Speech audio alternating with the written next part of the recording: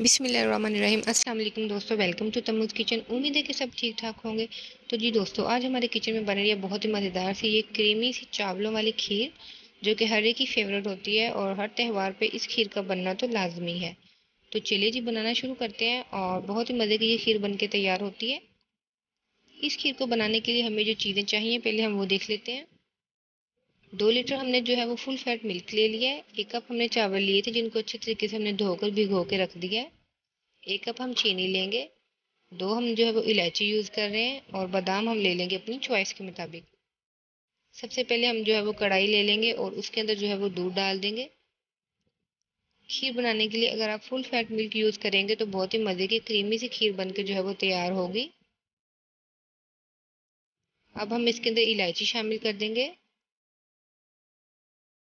जी, तो जब तक जो है वो दूध को बॉयल आ रहा है तब तक हम जो है वो चावलों को ग्राइंड कर लेंगे। चावलों को तकरीबन 2 घंटे पहले हमने भिगो के रख दिया था।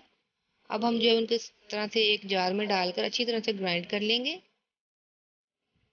आपने इनको बिल्कुल भी पेस्ट नहीं बनाना है, बल्कि हल्का हल्का सा आपने इनको ग्राइंड करना है ताकि दानेदार से जो है वो खीर बन के तैयार हो।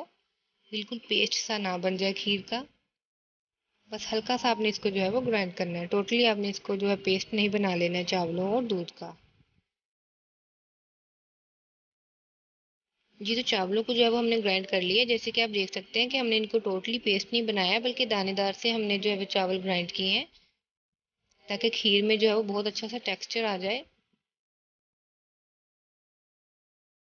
जी, तो जैसे कि आप देख सकते हैं कि दूध को बॉयल आ गया है। अब हम इस पॉइंट पर जो है वो इसके अंदर चावल शामिल कर देंगे।